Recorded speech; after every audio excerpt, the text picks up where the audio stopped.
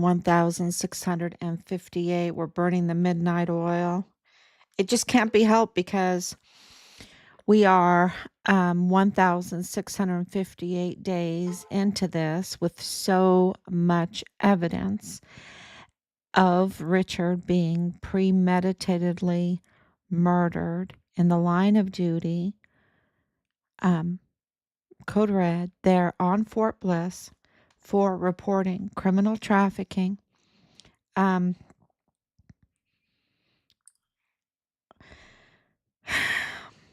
the supply chain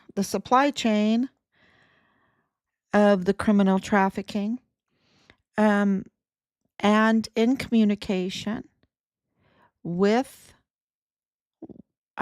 Washington, D.C. That means the Trump administration, with FBI Houston, with CID, with the IG, with Child Protective Services, with 911. So that's the El Paso Police Department. Multiple times. Absolutely, we know that he was targeted and retaliated against by this criminal group that were tied to the criminal trafficking of the child trafficking, even the worst type of movies with children that are illegal, with our supplies, meaning the weapons and ammunition that now are a threat to the United States because there is like a militia across the border that are well supplied. And we know that through the news and everything, that trucks have been caught supplying, making sure that I'm on.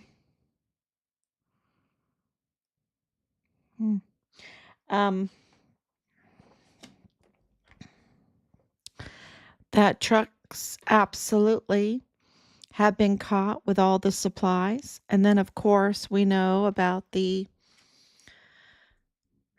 human trafficking. We know about Fort Bliss being called a death camp. We know about the children that they would mark the numbers on their clothes, on their back, on their chest, on their arms, like a death camp. Hundreds of thousands of them. This has been reported. This has been in Congress, and these criminal, these thieves, that are gnashing their teeth right now. Where were they? Where were they when all of this was going on? They should have been gnashing their teeth for the right reasons, right? But they are absolutely self-serving. You can see that. And that's all coming out. Everything that we've been saying for the last years, we are being proved right over and over again. We've been right. Trump was right. Judge Roger Rodriguez was right. Richard was right.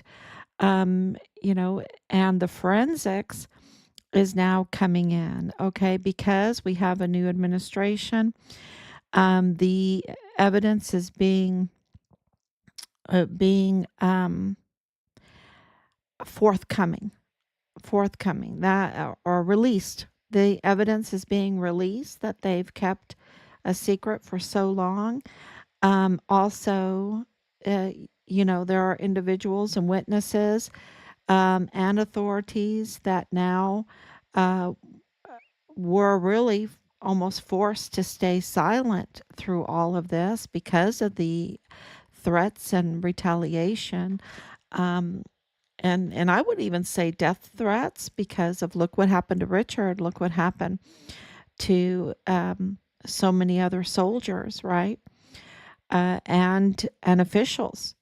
What about that very strange murder there at Franklin High School, right? Just recently, of the FBI agent. Um, that is still, people are very questioning that. So uh, definitely, so many people were threatened into silence. We saw that through the mandates in 2020 and 2021. Um, Even that was so political, right? It was it's all coming out. It was so political and unnecessary, but a way to mask your face, a way to mask your mouth, a way to silence you, a way to make it difficult for people to interact with each other and discuss things, right? To be transparent. It was absolutely to keep people from coming to work to interact with one another through discussions, through break discussions, through um, all their work. Thank you for coming on, Anicia. Thank you for coming on, Danielle. Thank you for coming on, Martha, for all your prayers and your love. I see you.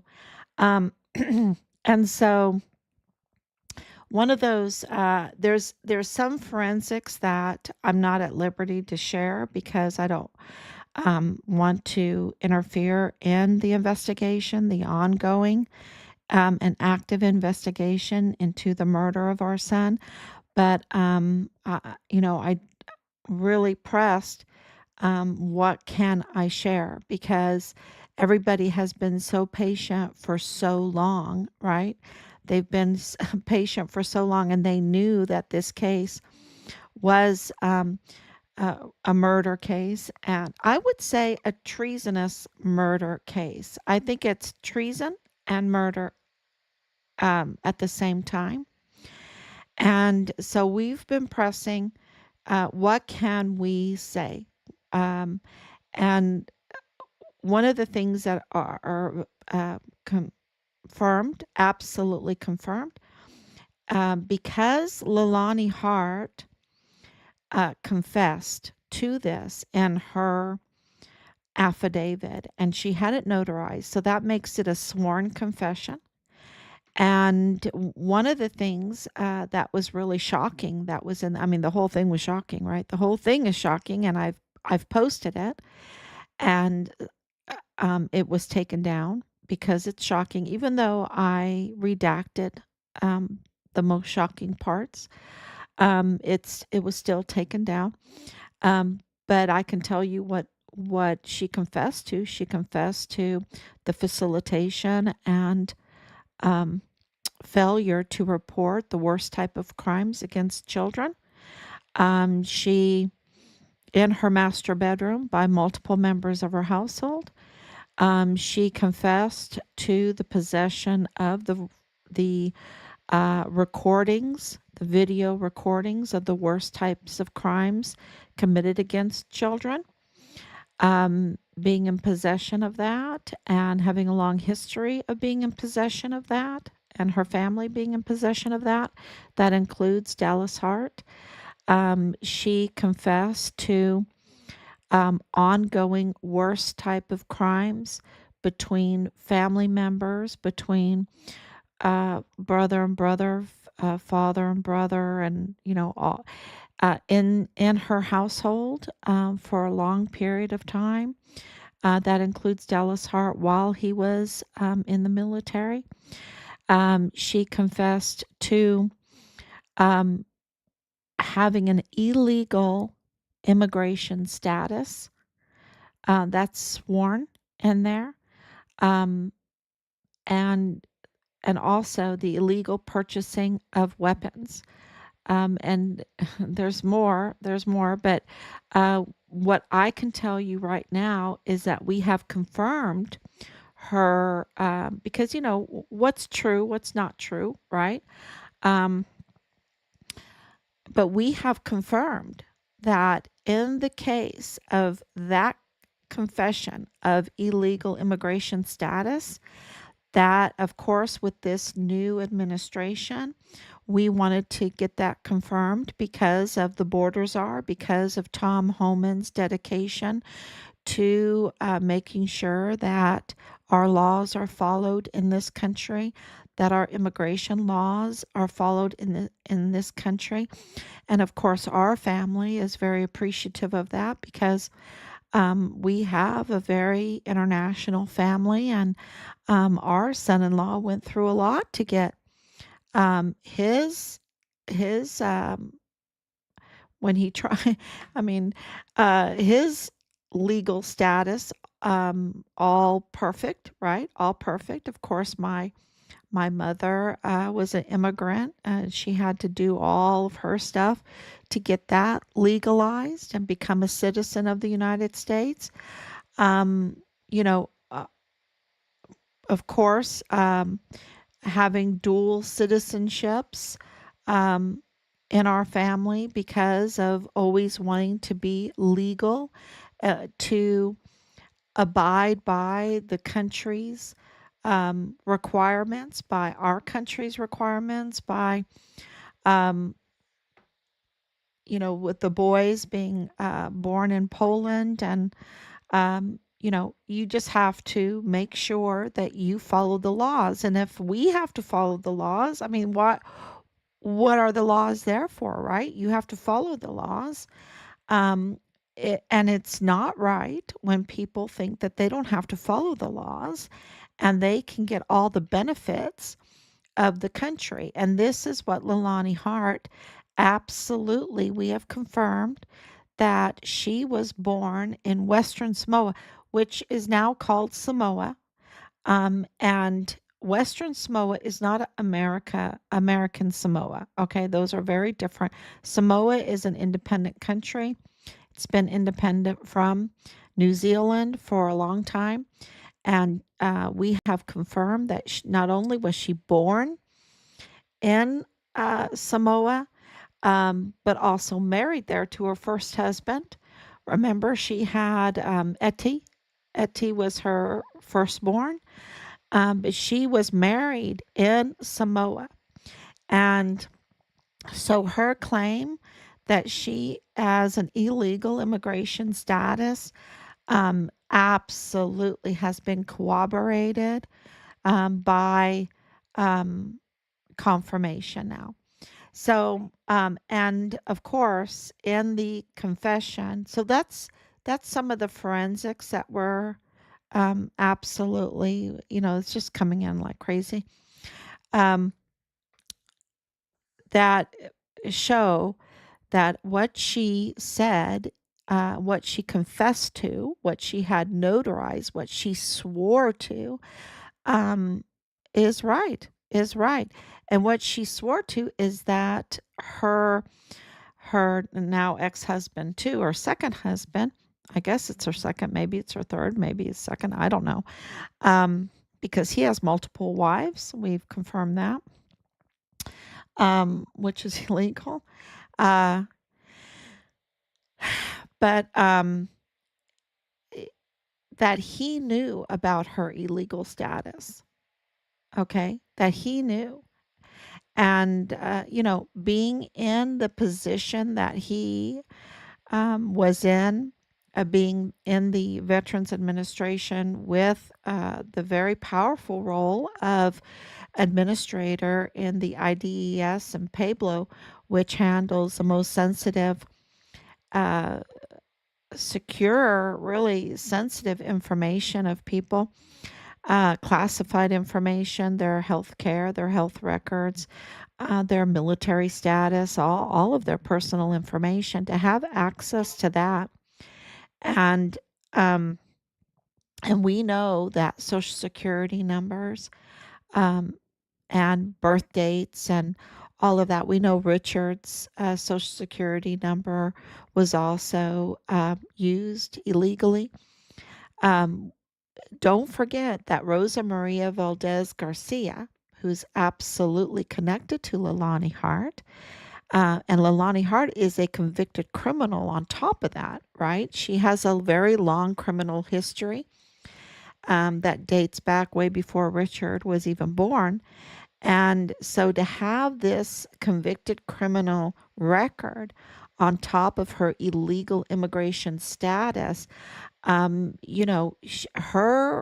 chances of being deported, her legal chances go way up. And so we're asking for her arrest, right? We're asking for her arrest immediately. Immediately.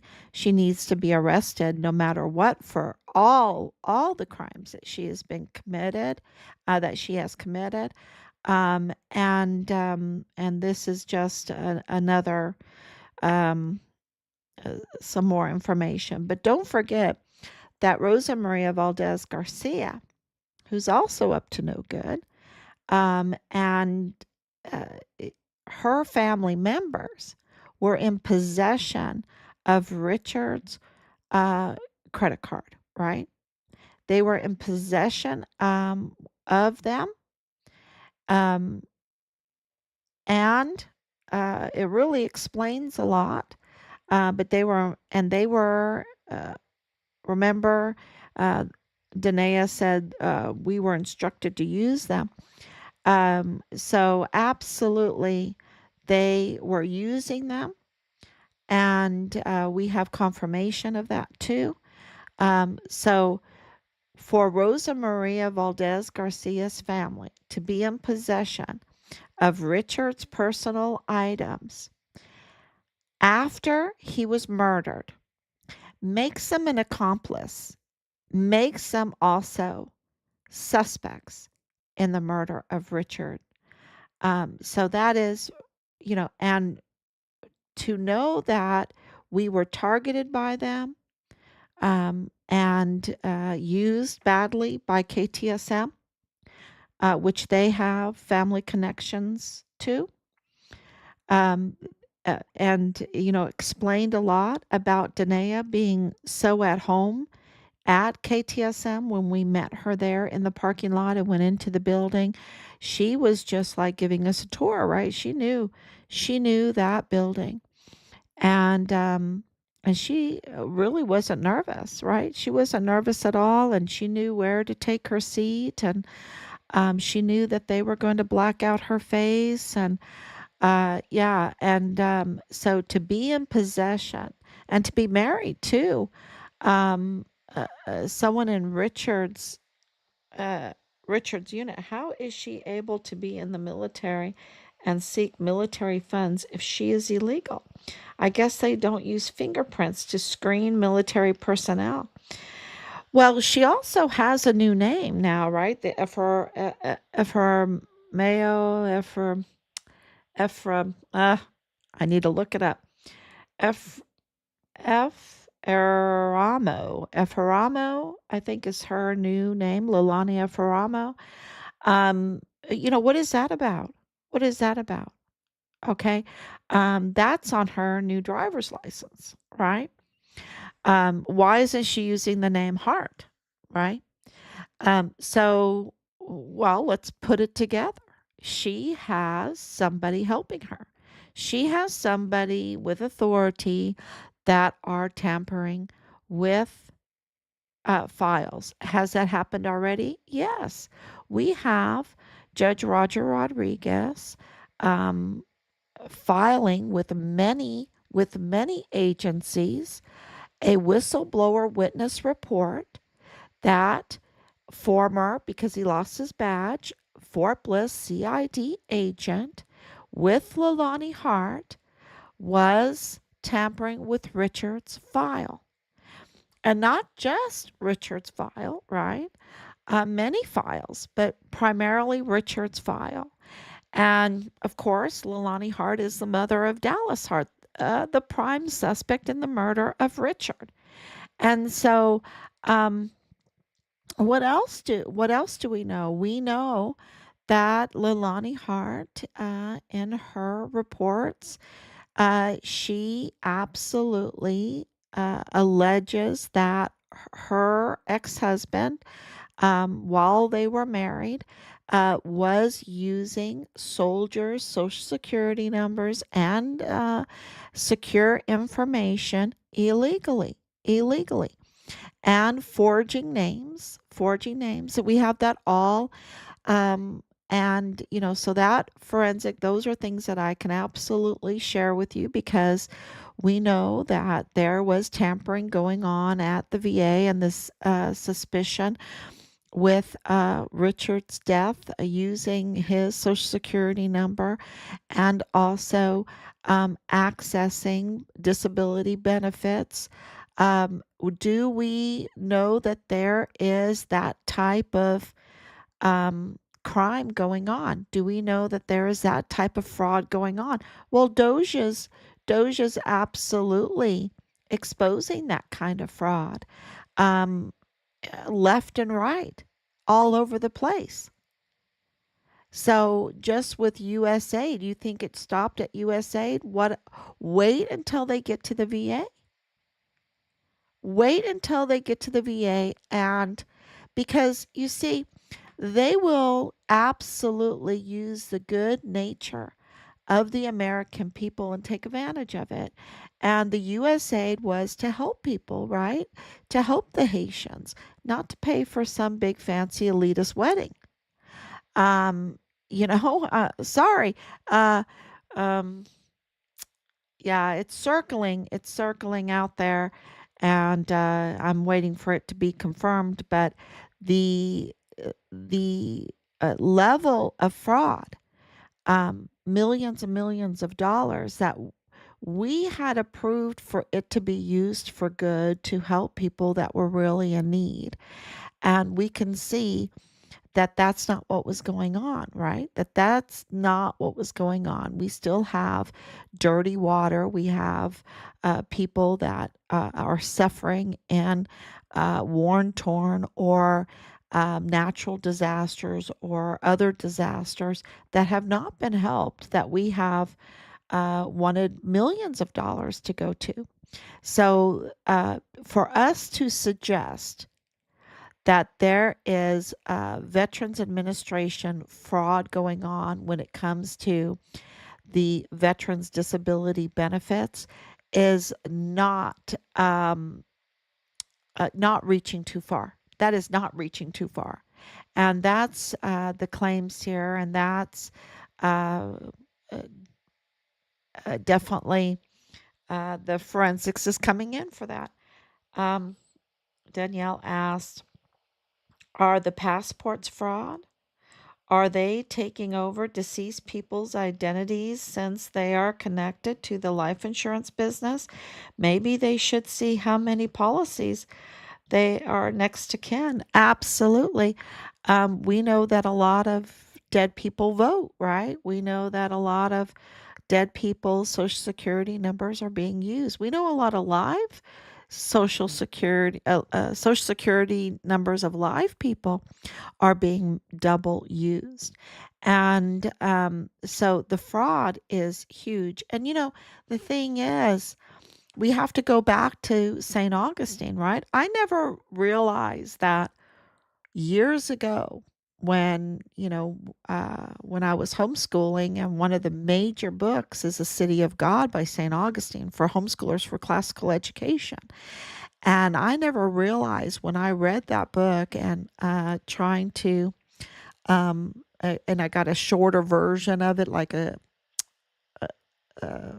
what do you call it? One of those um, notes, right? Like cheat notebooks of it. But you have the city of God, but you have to introduce it to your children first, right? You have to introduce it and you have to kind of let them know what are the topics here and what is the foundation of it. And then as they grow, they can go back and read it and they can get a better understanding of it. And I never realized when I was doing that and trying to understand it myself that the really the whole theme, the city of God, part of that whole theme is that they were blaming Christians for the fall of Rome, right? But St. Augustine made it very, very clear where there is no justice, when the justice system is taken over and weaponized and misused, then the nation, then the society, then the country, then the empire, then the whatever the government system is, will turn into a band of robbers. They're just a band of thieves, a criminal syndicate, right? So, then you have to do the whole translation thing, and what is he saying, right? But it is absolutely a cartel. It becomes a cartel, a terror-driven, thieving cartel um, exploiting the people, exploiting the system, because there's no justice there to do the oversight. There's no justice there to give the accountability, right? There's no justice there to hold them to the law. And so there is then no law, right? And so it just becomes chaos, and it just becomes whoever has the bigger stick, right? Whoever, and it becomes like a cartel, um, a criminal syndicate, a band of robbers, however you want to say it. And I never realized then how important that would be in understanding what has happened in El Paso, because El Paso, the justice system is broken. It's not like it's injured. No, no, no. It is totally broken. It is totally broken. It's not injured. There has to be a total rebuilding. First and foremost, they have to have elections for the judges for the El Paso Criminal Law Magistrate Court. Once they have some judges in place, then those judges have to have their staffs in that jailhouse, right? The staffs right now are complicit to the illegal imposters that are botching every case that comes through. And and that's really very, very important, because that court, that criminal law magistrate court, is the first stop for these illegal aliens, right? That's their first stop. And, Patrick Crucius was magistrated through there, right? How did that judge not know that he was connected to the federal courthouse through Michael Miella? Come on. You don't think those judges know each other? They work together all the time. And especially with Michael Miella, because he's the one that manages that whole federal courthouse. You don't think that the magistrate court interacts with the federal courthouse through Michael Miella, and then his daughter is marrying Patrick Crucius's brother, and you don't think that they don't know that? And then El Paso Matters gets a tip from the Miella family that says, whoever is in that, there's someone in that family that has a conscience, that knows that they're going to have to answer to God, because they let El Paso Matters know. And on the 29th of July, 2020, they tell the world about this conflict of interest, but we're in a quid pro quo. We can't tell you the names. We're in a quid pro quo. It's there. We'll just bury this story. We'll just bury it. But we have to say that we did get that tip, but we're in a quid pro quo to keep the name silent, so no one knows that it is the man that manages the federal courthouse under Judge Guadarrama, who is presiding over the Patrick Crucius case, that is the family member of Patrick Crucius. where Patrick Crucius was magistrated under the imposter court at the magistrate, at the criminal law magistrate court. I mean, think about that. That is a broken judicial system. That is absolutely broken. And you don't think that these judges don't know that in 2015 the requirement for them was election? Because you don't think that those judges knew when they received full countywide jurisdiction? You better believe it. They are they're very vain. They're very, uh they sit on their benches, right? And you don't think that I shouldn't even say that. Let's not even be personal. Let's just say legally. Legally, they have to know when their jurisdiction changes. That they had partial jurisdiction, now they have full countywide jurisdiction. They absolutely knew that. That's their business. This is so criminal. But because, they don't want to go through an election, elections are difficult. That's why I keep saying that the DA, as of right now, I would absolutely say the true district attorney for El Paso is the duly elected Yvonne Rosales because she installed properly. She also is elected. And yes, James Montoya was elected, but he doesn't seem to have gotten the installation correct. And then Bill Hicks was appointed and appointed during a recess. He didn't even have to go through any scrutiny at all because he was in such big trouble. Y'all, his whole background is such big trouble, right? Big trouble. And he didn't install properly. So he didn't install properly. That makes Yvonne Rosales the DA, the duly elected DA. And then James Montoya, he used he he used Judge Guadarrama. Judge Guadarrama agreed, lent the name of the federal court system. You know, it's these judges have to be very careful. That's why when you see them at the State of the Union addresses, the Supreme Court, that they have to stay very poker face. They have to say the law is supreme, not a political side. And Judge Guadarrama was used, a federal judge, and this is really unheard of, to swear in James Montoya. Yet, he cannot produce the statement of officer or the oath of office for us. Neither can the Secretary of State. And we have the right to know if he's been installed properly, if he was bribed to do this job.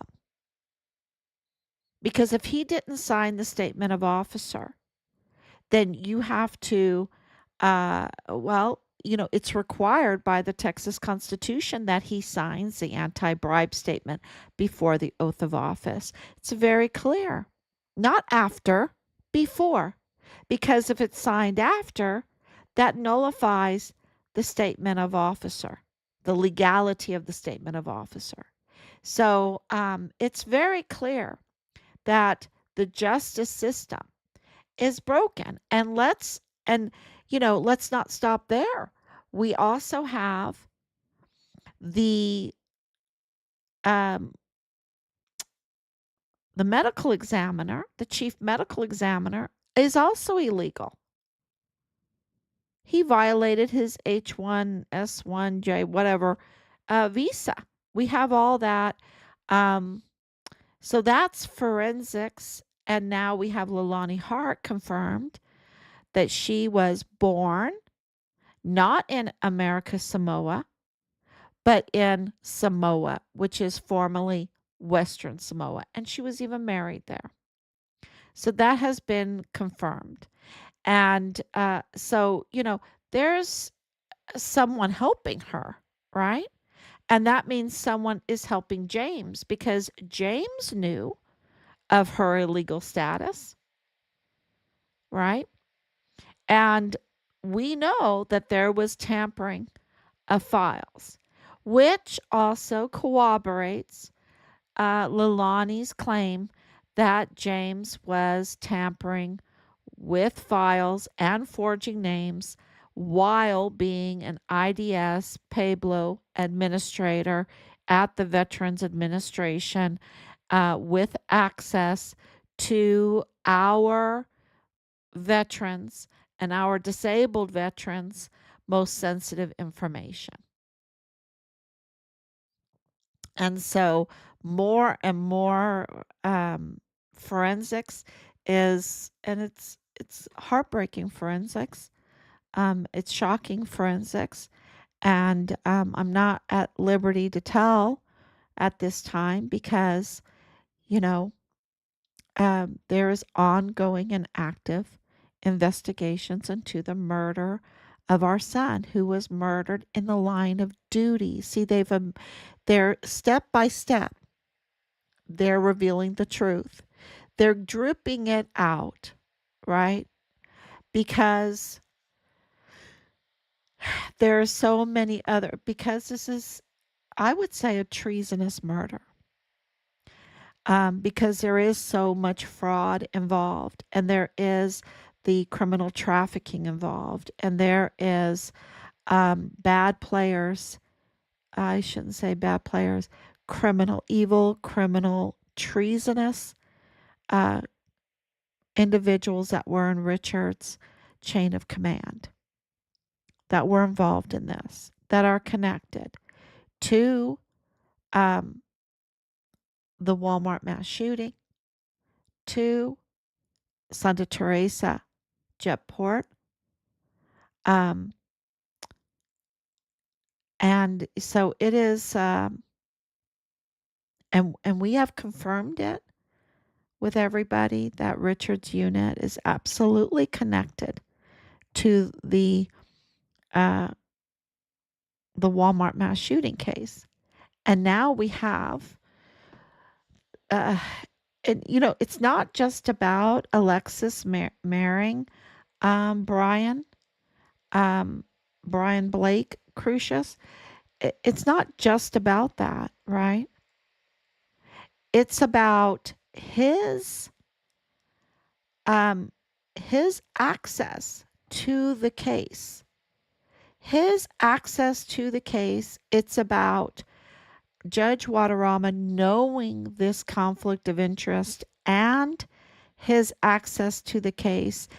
It is knowing that the narrative was that Patrick Crucius had no connection in El Paso, yet the very judge that was sitting on his federal case knew that his right hand man, office manager, that was instrumental in putting the whole case together at the federal courthouse, right? All the logistics of it.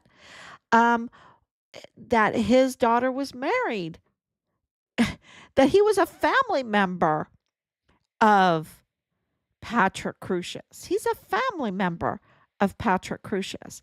And that Michael Maiela's son, also Michael Maiela, so you can separate them out. I don't think his son is a junior. It's Michael F. and Michael G., right? Michael F. and Michael G. Michael Gianni. Michael Gianni Maiela, uh, he is like another big part of this. And he had access to files at the DA's office under Jaime Esparza. He had files, and he's a big computer guy. He's a big hacker. He's the number one hacker. He won the hacker award. He is quick on that computer. He is talented with that computer, but it seems like he's up to no good because he is family member with Patrick Crusius. He's the brother-in-law with Patrick Crusius's right? I mean, his sister is married to his brother, right? I mean, this is a family affair and a family crime, because he absolutely knew that his sister was even living in the same community as Patrick Crusius, and absolutely knew Patrick Crusius. Absolutely knew that Patrick Crusius was not, a foreigner, or let's say not connected to El Paso. He absolutely, that was where his family was. He knew El Paso. And you have Michael G. Knowing cases, having access to cases, having access to the FBI cases with Mr. Leaker, Mr. Leaker, let's leak tattletale. And that's Jesus Eddie Nieto, Mr. Leaker himself. That's putting the judicial system at risk, putting a judicial officer in the line of harm by leaking to the very people that were reported as tampering illegally with the files of Richard Halliday, and letting them know, hey, Lalani, hey, Tavita, just want to let you know, uh, you know, Judge Roger Rodriguez, a witness that you um, exposed yourself to, reported you, as he should have.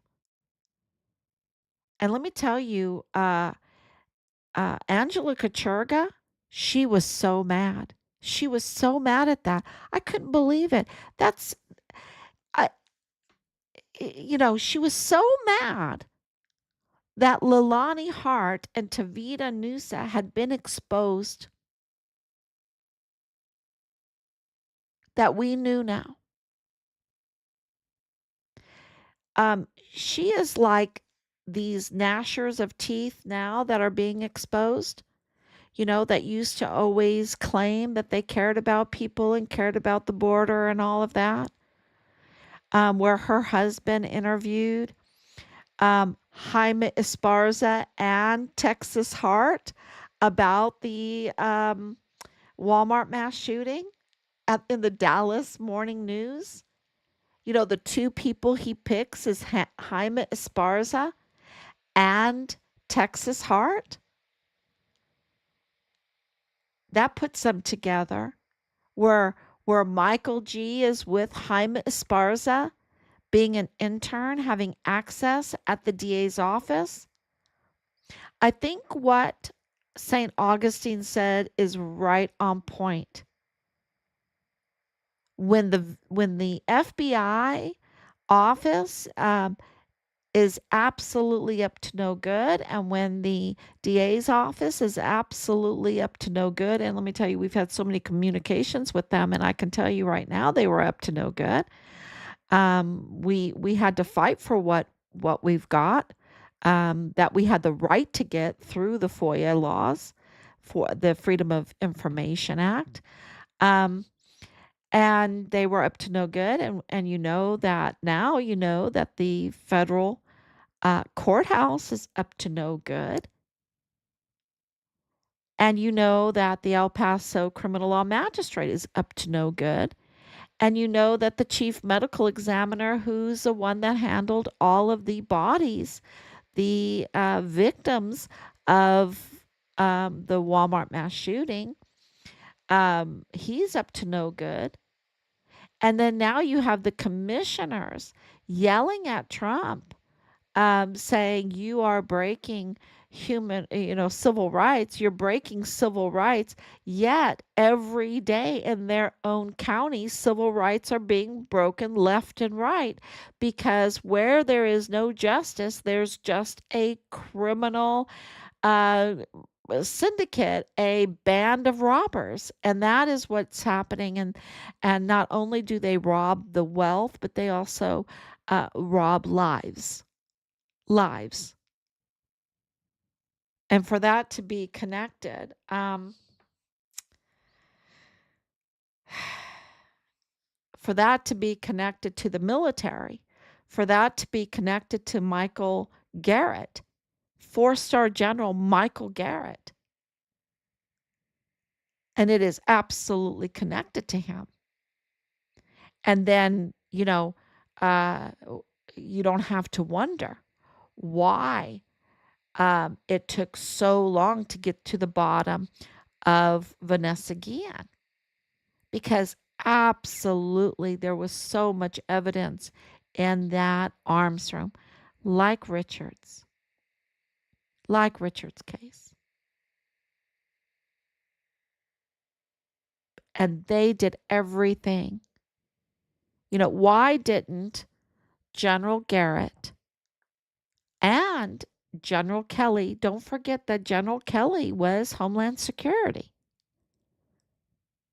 So, why didn't they absolutely get every soldier they could shoulder to shoulder to look for Vanessa?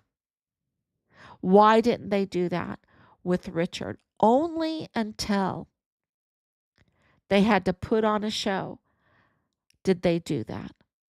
They didn't even do that. It was like a PT thing, right? It was like a PT, and it was like, you know, it was terrible. It was absolute. After they had his remains already. After they had his remains already, we put some helicopters out there.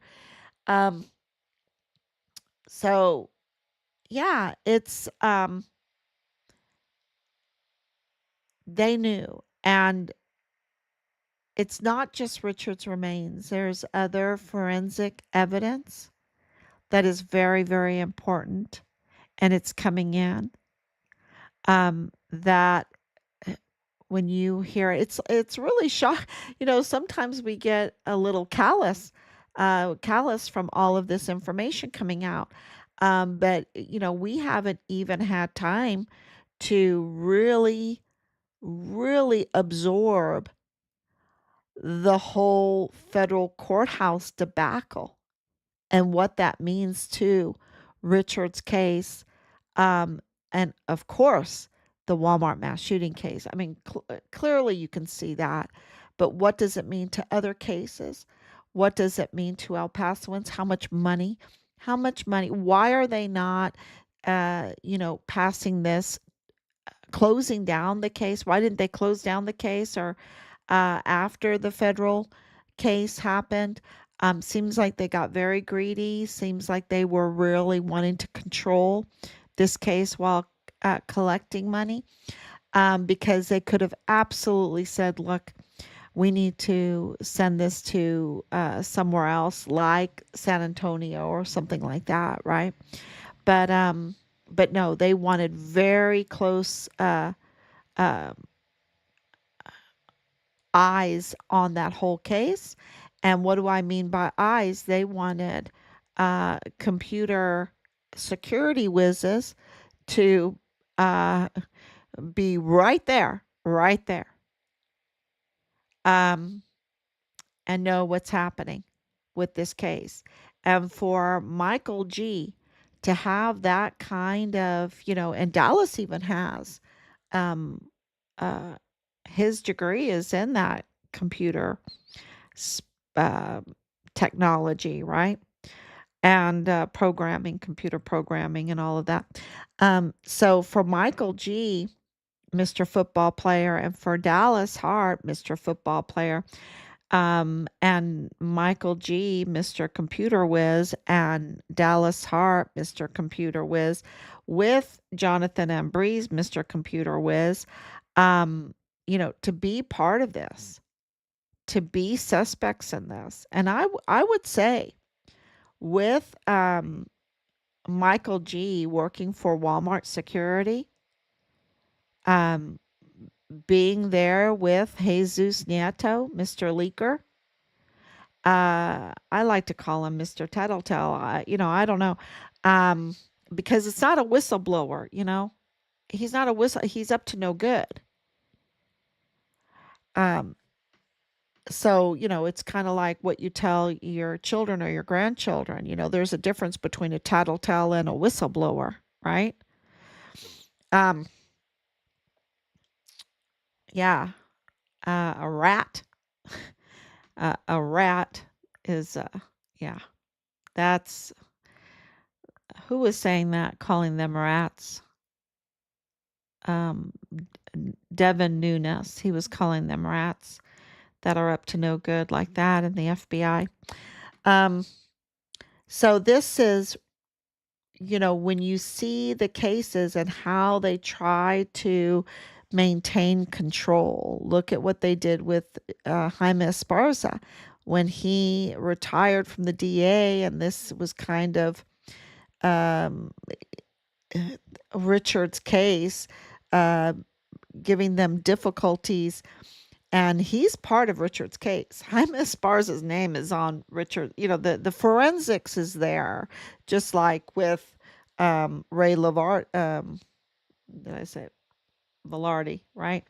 Um, so the forensics is there, and you have to look at them and put all these pieces together, and to see that the prosecutor for the Walmart mass shooting, the initial prosecutor was Jaime Esparza, and then they made him the prosecutor for the federal case, but then Mexico wouldn't have anything to do with it, and he was screened from being the prosecutor from the case. But that attempt to control it um, is is very evident, and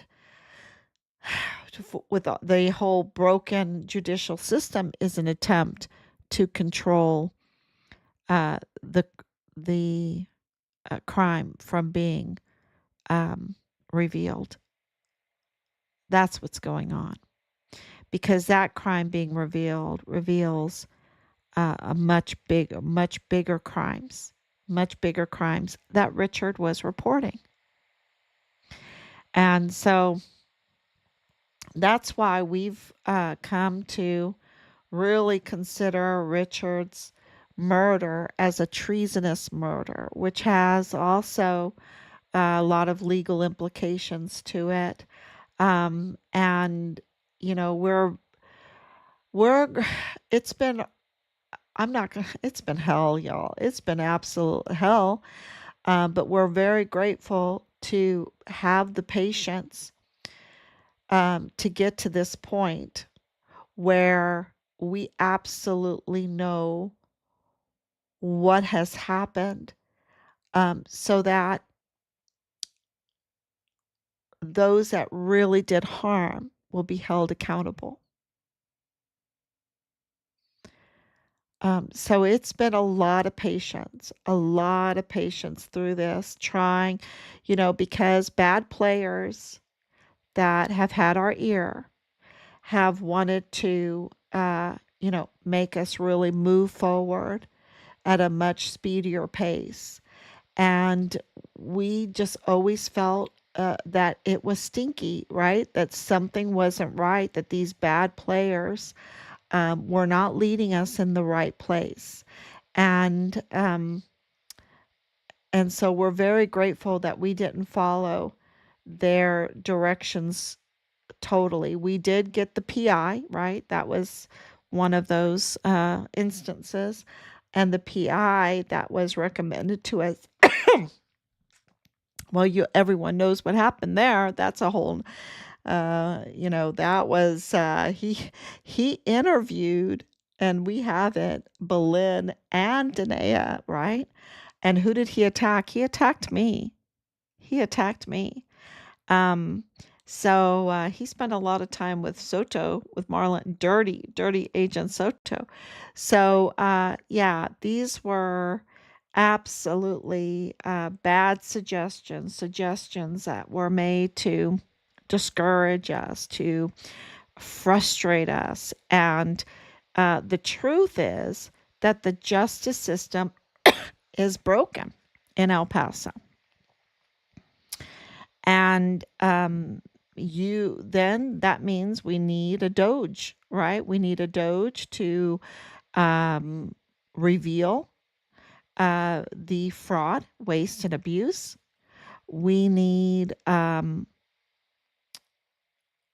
course, Pam Bondi, an attorney general, to clean that mess out. We need a secretary of defense to also aid in um, identifying, well, we've already identified them, but also legally doing it right to fire these treasonous leadership, those that were in leadership. And that required a whole new administration, which is the magnificent President Trump. And if you saw today, I call him the magnificent. He's absolutely the magnificent. Whether you like him or not, he's magnificent. Absolutely magnificent. And, you know, you cannot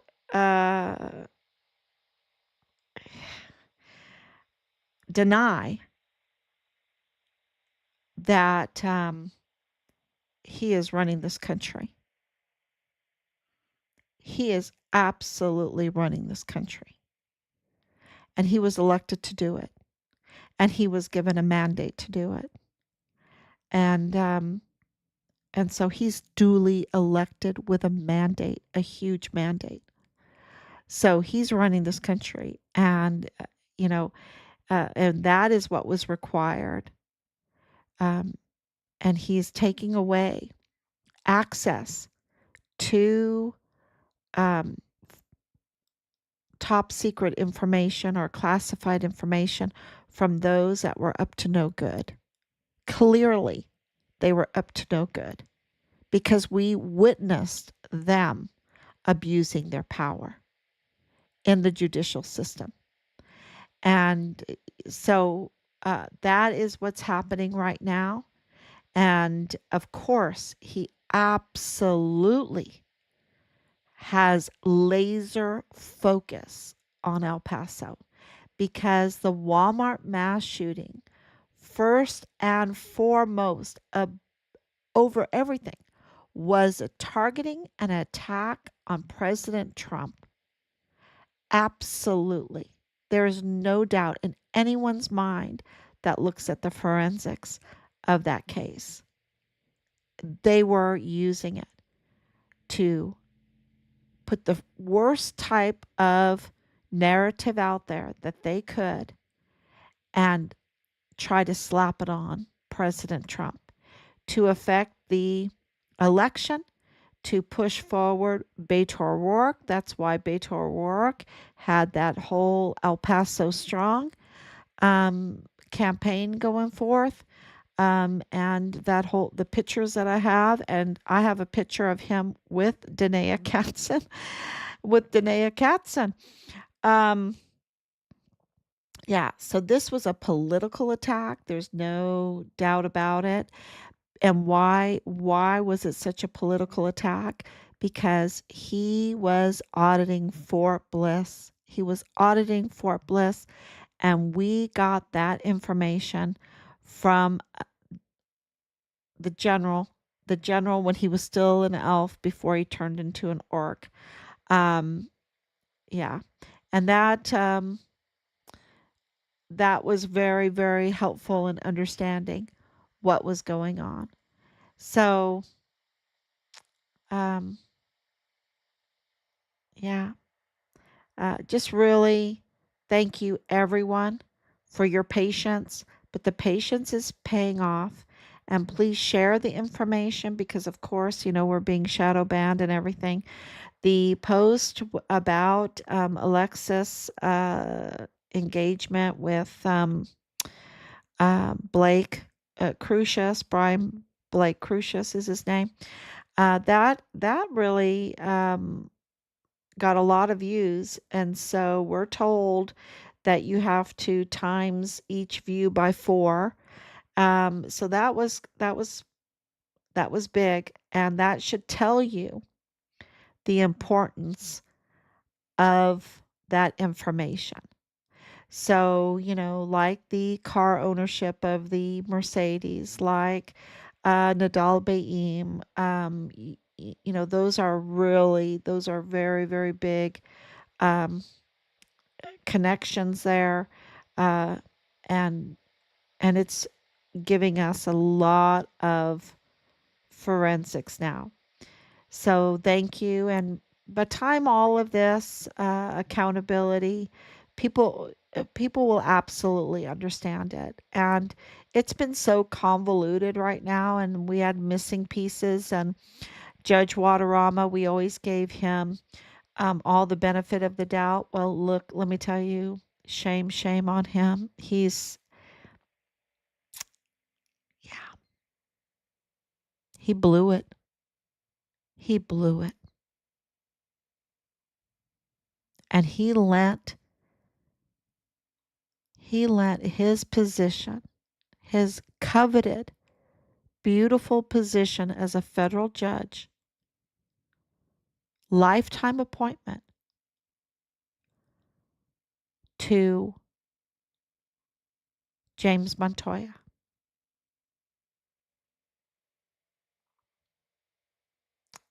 Yeah. With the full, that tells you something. With the full knowledge that his office manager had a lot of conflicts of interest. It's big. Thank you so much, everybody, for coming on. And I will